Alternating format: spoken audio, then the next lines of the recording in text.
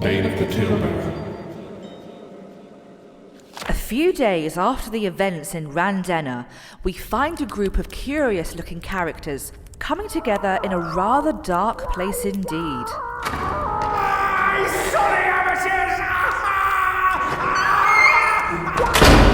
We have retrieved Zyl-Gor. His condition is stable. We could, however, not repair his eye. It seemed the knife used shredded the eyeball to pieces. And how's the rest of his head? He seems responsive enough. Sedate him. We cannot think clearly with his voice screaming in the background continuously. Yes, my lady. I'll see to it.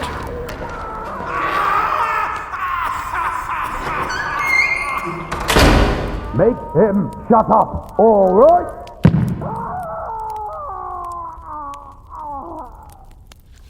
I never thought I'd see the day that the name of my brother and the concept of thinking ever were to be pronounced in each other's linguistic vicinity. Ugh, shush you. This is not about the personal pettiness you both seem to have a hard-on for. It is a tad surprising, though. We have never had anyone step up to Zyl-Gor in any capacity, let alone inflicting such damage. He wasn't that tough to begin with. Just another man, baby, who never had any true resistance in his life. Did I give you permission to speak, Junnar? No, madam. Then shut up and await your orders. Now then, what do we know, Zyl-Ran? Reports speak of 4 individuals we have not seen before. The 5th in the party is the Razor-Claw wolf, known as Brother Broken Claw, that was taken by our soldiers and sold to Lord Raphael. Apparently, the 4 individuals set up an elaborate plan to free this Razor-Claw wolf and escape the city of Randena. This, they succeeded in. They inflicted damages on the private property of Lord Raphael and objects owned by other patrons that were in attendance. The cost of this little adventure runs in the hundreds of thousands, and that excludes the sheer terror it inspired in the hearts of the nobles attending that evening. And what about our men? We have 1 company active in Randena. It seemed all 102 of them tried to aid Lord Raphael and the nobles in this situation, but none of them was able to inflict proper damage to these characters. See? This is exactly what I meant when I told you these men were soft. They have been guarding the nobles and living in luxury for too long. I remember speaking to Lord Zundara and warning him of this potentially happening. But did he listen? No! You have no right to speak to or about Lord Zundara like this. You are the lowest in rank. We tolerate your presence because you are useful to our cause. However, the very sound of your voice is an affront to my senses. And that is not even mentioning your actions and overall demeanor.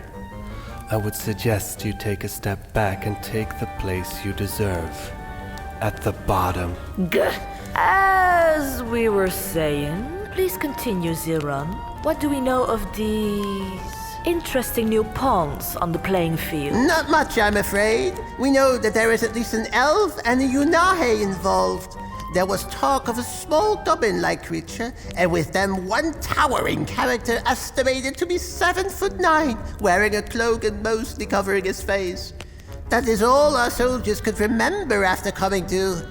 So in that sense, I highly doubt these descriptors. Thank you, Zyl-Ran. If any new information reaches you, I expect that you tell us what we need to know. Of course, I consider it my sole purpose to be of use to this organization, as opposed to certain family members. Shouldn't we go after these freaks? That is the first useful thing I heard you propose in a while, Junnar. No, they are not important. The men who got taken down will recover, and it might serve as a lesson to be more vigilant. We have more pressing matters to attend to. Junnar, you have business in the kingdom of Tyona. The opposition there must be squashed. Yes, sir. Squashing is what I do best. Esra, considering we now know that this wolf tribe member we caught has been freed, I would expect that he will return to the lands of the Razor-Claw. Go there, stay hidden in the shadows, and gather information. And report back to me and Lord Zundara when you can. Yes, Uvar, sir. And what about me? You stay here in the chapel and keep operations running. We need someone to keep all information in one place and inform us when developments happen.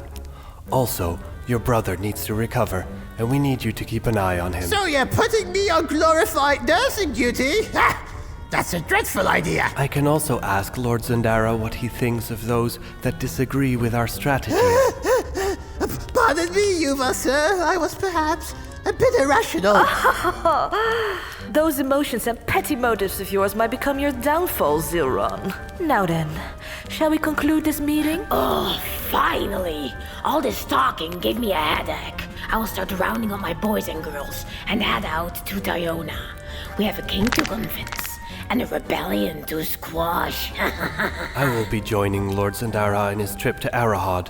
We need to negotiate proper terms regarding the use of Yunahe magic sources for the Grand Weapon plan. I will meet you there again in 3 days, Esra. I expect you have information regarding our lost wolf and his traveling party then. If not, don't bother to come back to report. Of course. I will do my best, Uvar. I would not expect anything less from you. Did he just wake up again? Forward up!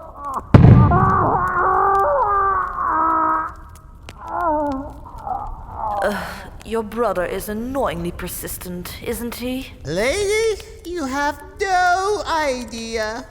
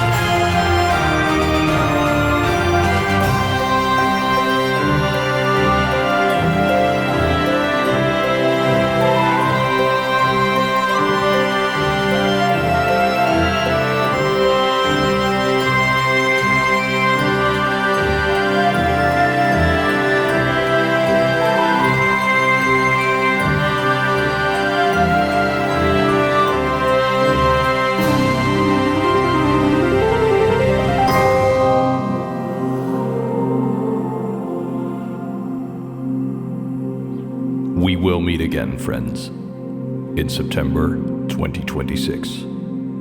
Thank you.